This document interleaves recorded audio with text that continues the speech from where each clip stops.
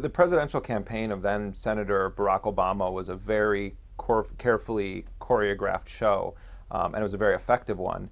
By the time that Obama and Hillary were facing off in the Democratic primary, the war in Iraq was becoming widely opposed by people of varying political stripes in the U.S. So it was not, a risky political issue to take a stand against it. But the reality is, if you move past the rhetoric, and Obama had some great rhetoric about ending the war. If you move past the rhetoric and you looked at his foreign policy positions as they were seriously documented and written out by his team and by him, and then if you looked at the people that he had in his inner circle and was looking to tap for his future administration, V1, what you would see was the sort of a hawkish wing of the Democratic Party once again showing that it's a permanent part of Democratic administrations and Democratic presidencies.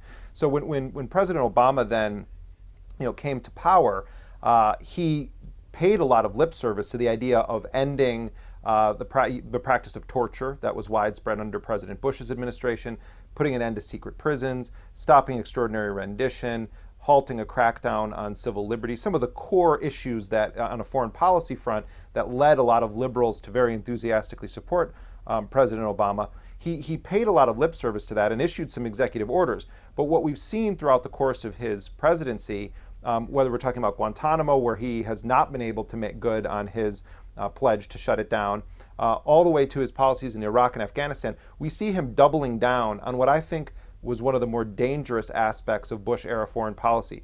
Obama is a big fan of targeted killing. He has escalated the drone attacks in Pakistan. He, on the campaign trail, said that he reserved the right to act unilaterally in Pakistan to defend U.S. interests. We saw that in the killing of Osama bin Laden, but also in dozens of raids, some of which we covered in The Nation before this, that he authorized for U.S. Special Operations Forces. In September of 2009, he authorized the targeted assassination of a wanted al-Qaeda figure in Somalia, Saleh Ali Nabhan. He authorized the killing of a U.S. citizen, Anwar al-Awlaki, without any trial or due process, while at the same time saying, I'm going to bring an end to the Iraq War, I'm going to draw down troops in Afghanistan. Well, his bringing an end to the Iraq War is actually just implementing the deal that President Bush had brokered with the Iraqis during the last stages of his presidency. And it's clear, in fact, the U.S. ambassador to Iraq said very recently that it's going to become a special operations war, similar to what we're seeing in Afghanistan. So drawing down the conventional military, I think it has won him praise from liberals, and people are saying, well, he's bringing an end to the Iraq War. In reality, the sort of dirty war is going to emerge in both Afghanistan and Iraq.